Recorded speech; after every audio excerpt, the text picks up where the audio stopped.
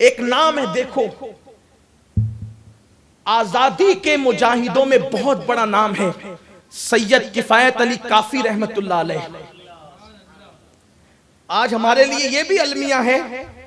کہ جن لوگوں نے اصل آزادی کے لیے قربانیاں دی اور پھانسی کے پھندوں پہ لٹکے، آج ان کے نام ہی کہیں نہیں، اور جو چمچا گیری کرنے میں لگے تھے لوگوں نے ان کو بہت بلند کر دیا۔ حضرت سید کفایت علی کافی مراد آباد کی جیل میں ان کو پھانسی دی جا رہی ہے۔ توجہ کرنا، اور جو لوگ اہل علم ہیں اور یہاں سے لے کے وہاں تک جو نظر نہیں آ رہے ہیں ان سے بھی میرا سوال ہے، اگر آدمی کتاب پڑھ رہا ہو اور بچے کا گر جائے اور اس کا سر پھٹ جائے، کتاب کے مضامین نظروں سے اوجھل ہو جاتے ہیں، دماغ سے اوجھل ہو جاتے ہیں، پڑھتے پڑھتے دماغ سے مضامین اوجھل ہو جاتے ہیں۔ اور اگر کوئی شاعر ہو جس کو اللہ نے کچھ لکھنے کی توفیق دی ہو، شاعر کے لیے خوشگوار ماحول چاہیے، پرسکون ماحول چاہیے، گل و بلبل کا ماحول چاہیے، بہاروں کا ماحول چاہیے، تنہائی چاہیے، یکسوئی چاہیے لکھنے کے لیے، تب وہ کچھ لکھتا ہے، تب دماغ میں کچھ آتا ہے۔ آپ جانتے ہیں اگر بیٹے کا سر پھٹ گیا، اس کو چوٹ آ گئی ہو، وہ قلم اور کاغذ اٹھا کے رکھ دے گا، یار ابھی آمد نہیں ہو سکتی، لیکن سنو عشق مصطفیٰ، ان سے دل لگانے والوں کو اللہ کیسا قرار عطا کرتا ہے۔ موت کی خبر سن کر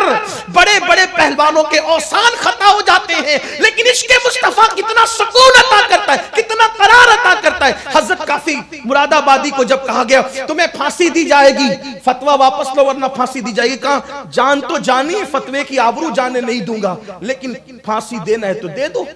تو کہا کہ آخری خواہش بتاؤ، آخری خواہش کیا ہے؟ تو حضرت کافی مراد آبادی نے کہا تھا نبی کا نعت خواہ ہوں، اس لیے آخری جاتے جاتے بھی نبی کی نعت لکھنا چاہتا ہوں۔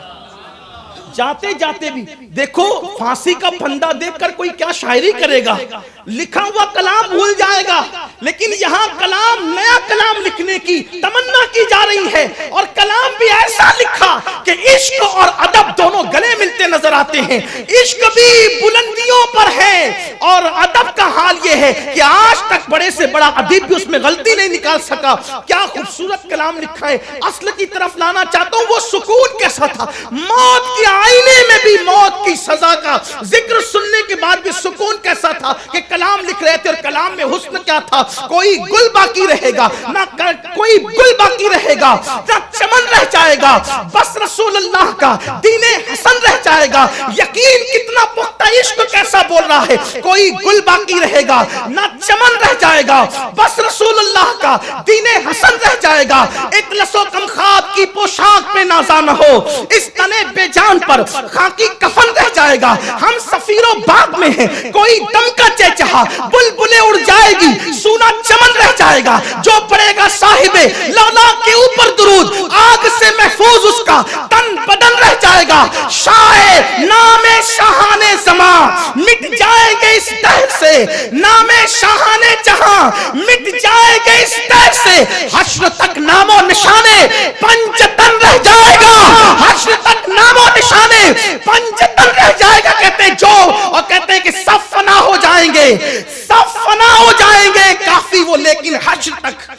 سب فنا ہو جائیں گے، کافی وہ لیکن حشر تک نعت حضرت کا زبانوں پر سخن رہ جائے گا۔ یہ نعت لکھی ہے تو انگریز افسر نے کہا یہ بڑا عاشق رسول اپنے آپ کو سمجھتا ہے، اس کے وجود پر استری پھیر دو، پھانسی سے پہلے استری پھیر دو۔ میں اپنی قوم کے ان جوانوں کو دعوت فکر دینا چاہتا ہوں،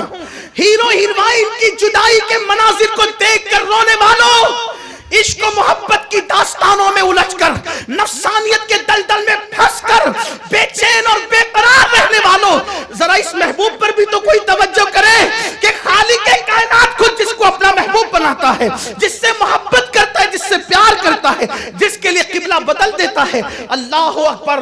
میرے کریم آقا کی محبت کس قدر انسان کو سکون کی دولت، قرار کی دولت عطا کرتی ہے۔ انگریز افسر نے کہا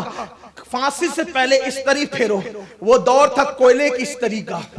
کوئلے بھرے گئے، انگارے لگائے گئے اور استری پھیری، جیسے کافی مراد آبادی کے جسم پر استری چلائی گئی، کیسے چٹکے ہوں گے، کیسے جلن ہوگی۔ ادھر جسم پر استری پھر رہی تھی، ادھر بے حجاب اور بے نقاب عالم بیداری میں مصطفیٰ جان رحمت کا جلوہ نظر آ رہا تھا، سرکار کا دیدار ہو رہا تھا۔ کافی رو پڑے کہ یا رسول اللہ بہت دیر ہو گئی، اگر مجھے پہلے پتا چلتا کہ جسم پہ استری پھروانے کی وجہ سے آپ نظر آتے ہیں تو میں بہت پہلے یہ کام کر چکا ہوتا تاکہ دیدار یار سے اپنے آپ کو مشرف کر لیتا۔ یہ ہے حضور اکرم صلی اللہ علیہ وسلم کی شان کہ مصیبتوں میں وہ اس طریقے سے کام آتے ہیں، اس طریقے سے وہ مدد فرماتے ہیں اور اپنا جلوہ جہاں آرا بے نقاب کرتے ہیں۔ اور ان کا جلوہ تو ہے ہی ایسا کہ اللہ اکبر، حسن یوسف کو دیکھ کر اگر انگلیاں کٹ جائے تو درد نہیں ہوتا، حسن مصطفیٰ کو دیکھ کر اگر اس طریق پھرائی جائے تو پھر درد کا تصور کیسا ہے۔ بلکہ اللہ اکبر، حضور سیدی مفتی اعظم تو بڑے مزے میں کہتے ہیں کہ مریض عشق کا بیمار بھی کیا ہوتا ہے، جتنی کرتا ہے دوا درد سوا ہوتا ہے۔ اور امام اہل سنت کہتے ہیں جان ہے عشق مصطفیٰ، روز فضول کرے خدا، جس کو ہو درد کا مزہ نازے دوا اٹھائے کیوں۔ آخری بات تو اس لیے ان سے دل لگائیں